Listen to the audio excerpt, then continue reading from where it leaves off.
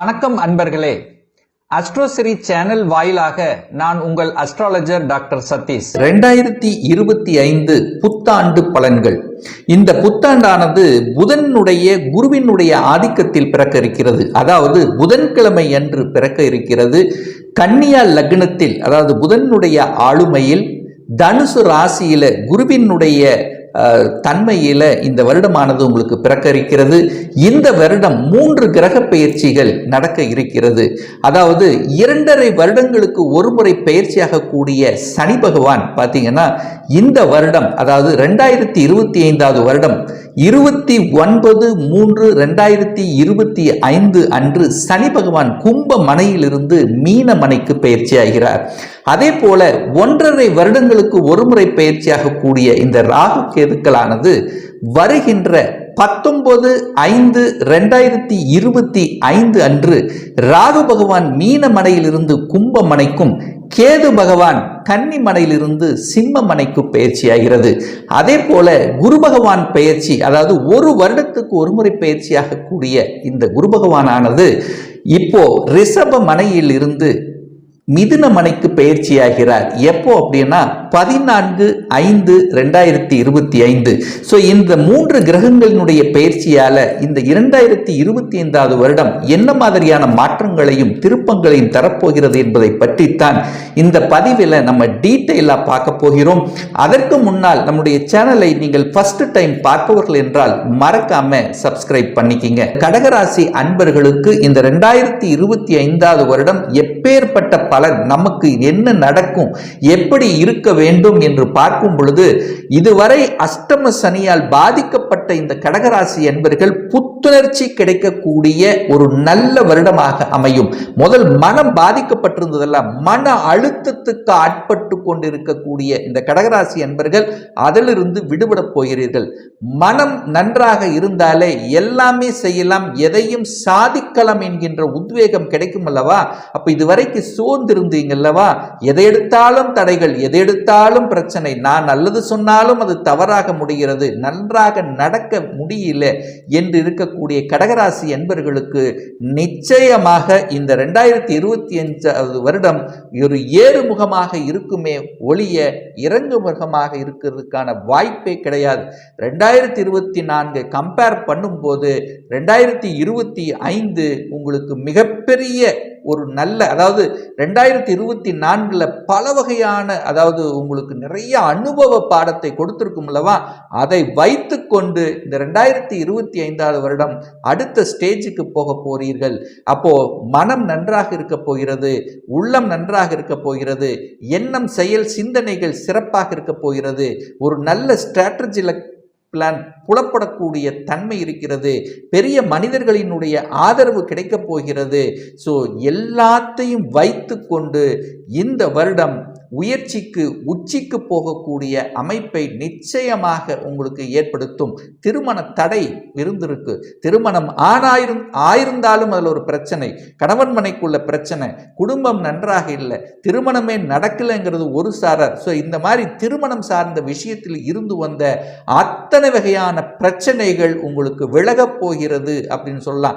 அப்ப திருமணம் நடக்கப் போகிறது, நிச்சயதார்த்தம் நடக்கப் போகிறது, அதாவது குடும்பத்தில் ஒரு குதூகலம் நடக்கப் போகிறது, குழந்தை பாக்கியம் இல்லாத தம்பதிகளுக்கு குழந்தை பாக்கியம் கிடைக்கப் போகிறது, அதாவது கணவன் மனைவி பிரிந்திருந்தவர்கள் ஒன்று சேரப் போகிறார்கள்.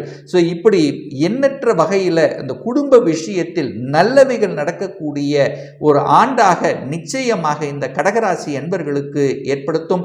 அடுத்தது பார்த்தீங்கன்னா தொழிலில் பிரச்சனை இருந்தது. கடந்த வருடம் பார்த்தீங்கன்னா எத்தனை இடத்துல வேலை மாறி இருந்தீங்க, தொழில் செஞ்சாலும் லாஸாக இருந்தது, தொழிலில் ஒரு உயர்வுக்கு செல்ல முடியல, எத்தனை தான் நம்ம முயற்சி எடுத்தாலும் அந்த முயற்சி பலிக்கல.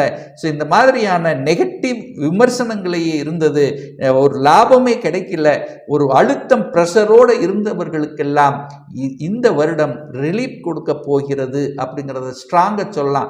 ஏன் சொல்ற அப்படின்னா, சனி பகவான் 3ஆம் இடத்தை பார்த்தார், அஷ்டம சனியாக இருந்து 10ஆம் இடமான தொழில் ஸ்தானத்தை பார்த்து தொழிலை முடக்குனது, வேலையில் பிரச்சனை கொடுத்தது, இப்போ அது விலகி விட்டது.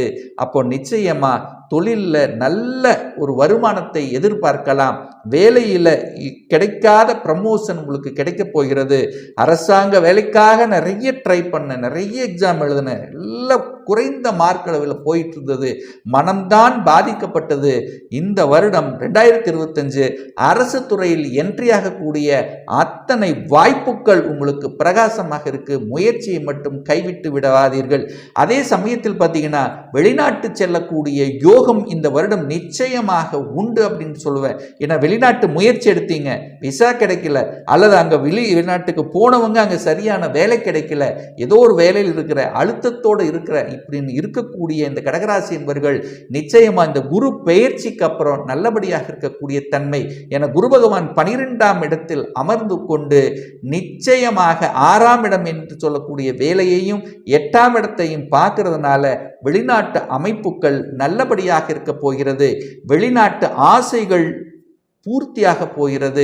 எம்என்சி கம்பெனியில் வேலை பார்க்க போகிறீங்க, அதர் ஸ்டேட்டுக்கு போக போகிறீங்க, வெளிநாட்டுக்கு போக போகிறீங்க, அந்நிய முதலீடுகள் மூலதனம் உங்களுக்கு நல்லபடியாக இருக்க போகிறது.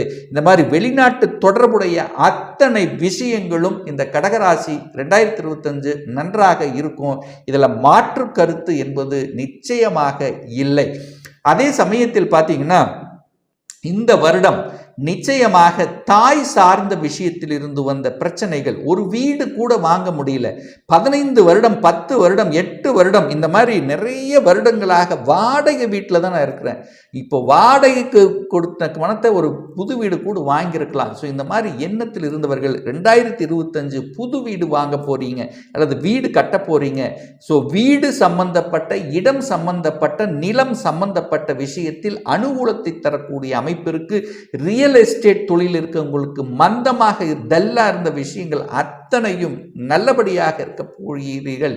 அதாவது ரியல் எஸ்டேட்ல வளர்ச்சி கொடுக்கக்கூடிய ஒரு நல்ல வருடமாக நிச்சயமாக அமையும். ஆனா என்ன, பணம் சார்ந்த விஷயத்துல மட்டும் கவனமாக இருக்கணும். இன்னமும் சொன்னா, ஏன்னா 2ஆம் இடத்துல கேது வந்து அமரப்போகிறது. வேற 3ஆம் நபர்களை நம்பி எந்த ஒரு விஷயத்தையும் செய்து விட வேண்டீர்கள். பண விஷயத்தில் கராராக சரியாக இருப்பது நல்லது. அதே சமயத்தில் குடும்பத்திலும் ஒரு கணவன் மனைவியில கொஞ்சம், அதாவது 3ஆம் நபர்கள் அந்நியர்களுடைய பேச்சை கேட்டு நடந்துடாதீங்க. ஸோ அதுக்குள்ள ஒரு சின்ன விஷயங்கள், அது கேதங்கு இருக்கார். அந்த கேதங்கு இருக்கும்போது ஒரு குழப்பத்தை நிச்சயமாக உங்களுக்கு ஏற்படுத்திவிடும். ஸோ அந்த விஷயத்தில் கவனம்.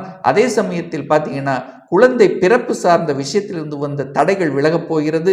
பூர்வ புண்ணியம் சார்ந்த விஷயத்தில் பாக பிரச்சனை, சொத்து பிரச்சனை, ஸோ இந்த மாதிரியானுக்கு தீர்வு கிடைக்கக்கூடிய தன்மைகள் நிச்சயமாக உருவாக்கும். கடன் விஷயத்துல மட்டும் கவனமாக இருக்கணும். கடன் ஏன்னா 6ஆம் இடத்து அதிபதியாகிய குரு பகவான் 12ஆம் இடத்துல போய் அமர்ந்து, அதாவது இந்த வருடத்தினுடைய பிற்பகுதியில் அந்த குரு பகவான் மீண்டும் 6ஆம் இடத்தை பார்க்கறதுனால கடனை வளர்க்கக்கூடிய தன்மை, கடன் தன்னுடைய கெப்பாசிட்டிக்கு மேலே போகக்கூடாதுங்கிறதையும் ஞாபகத்தில் வைத்துக் கொள்ளுங்கள். என சனி பகவானும் 6ஆம் இடத்தை பார்க்கிறார். அப்போ எதிர்ப்பு இருக்கும், பகை இருக்கும். இதில் வந்து கரெக்டாக, அதாவது என்ன சொல்றது, எதிர்ப்பு பகை வளைவு நெளிவு சுழிவாக இடத்துக்கு தகுந்த மாதிரி நடந்து கொள்ளணும் என்பதை மட்டும் ஆழமாக மனதில் பதிய வைத்து கொண்டாலே போதும். அதே சமயத்தில் பார்த்தீங்கன்னா கூட்டு தொழிலில் இருந்து வந்த பிரச்சனைகள் விலகப் போகிறது. ஏற்கனவே திருமணமாகி டிவோர்ஸ் ஆனவர்களுக்கு 2ஆம் திருமணம் நடப்பதற்கான அத்தனை வாய்ப்புகளும் இந்த காலகட்டம் உங்களுக்கு சிறப்பாக இருக்கிறது அப்படிங்கிறத ஸ்ட்ராங்காக சொல்லலாம். அதே சமயத்தில் 11ஆம் இடத்தை சனி பகவான் பார்க்கறதுனால, சனி பகவான் 11ஆம் இடம் என்பது மூத்த சகோதரர்களை குறிக்கக்கூடிய இடம். அப்போ மூத்த சகோதரர் வகையில் மட்டும் கொஞ்சம் கவனமாக, அதாவது உங்களுடைய அண்ணன் விஷயத்தில் மட்டும் கொஞ்சம் விட்டு கொடுத்து அனுசரணையோட பார்த்துக்கணுங்கிறத ஞாபகத்தில் வைத்துக்கொண்டு செயலாற்றுங்கள். அதே சமயத்தில் பார்த்தீங்கன்னா 3ஆம் இடம் என்பது உங்களுடைய முயற்சி ஸ்தானம், தைரிய வீரியத்தை கொடுக்கக்கூடிய இடம். அப்போ நிச்சயமாக தைரியத்துடனும் வீரியத்துடனும் செயல்படக்கூடிய அம்சத்தை இந்த வருடம் உங்களுக்கு ஏற்படுத்தும். அதே சமயத்தில் பார்த்தீங்கன்னா அந்த 8ஆம் இடம் என்பது ஒரு வலி, வேதனை, துக்கம், துயரம், அசிங்கம், அவமானம் இந்த மாதிரி இருந்து வந்த அத்தனை விஷயத்திலிருந்து விடுதலை பெறப் போகிறீர்கள். வழக்கு ரொம்ப நாளாக கடந்த 1 வருடமாகவே வழக்குன்ட்டே இருந்தேன், அந்த வழக்கிலிருந்து விடுதலை பெற முடியலன்னா இந்த 2025 வழக்கிலிருந்து, அசிங்கம், அவமானத்திலிருந்து விடுதலை பெறக்கூடிய ஒரு வருடமாக அமையும். முதலீடுகள் சார்ந்தவை, குரு பகவான் 12ல போய் அமர்ந்திருக்கார் அல்லவா, அப்ப முதலீடுகள் சார்ந்த விஷயங்கள் நன்றாக இருக்க போகிறது. அதே சமயத்தில் தூக்கம் வரும். 12ஆம் இடம் தூக்கத்தை கொடுக்கக்கூடிய இடம் அல்லவா, அங்க குரு பகவான் போய் அமர்ந்திருக்கிறதுனால ஒரு நல்ல தூக்கம், கடந்த 1 வருடமாக ஒரு நல்ல தூக்கம் இல்லாதவர்கள் நல்ல தூக்கம் வரும். அப்ப நல்ல தூக்கம் வருதுன்னா என்ன, நிம்மதியாக இருக்க போகிறீர்கள் சொல்ல போற, ஜாமுன்னு இருக்க போறீங்க.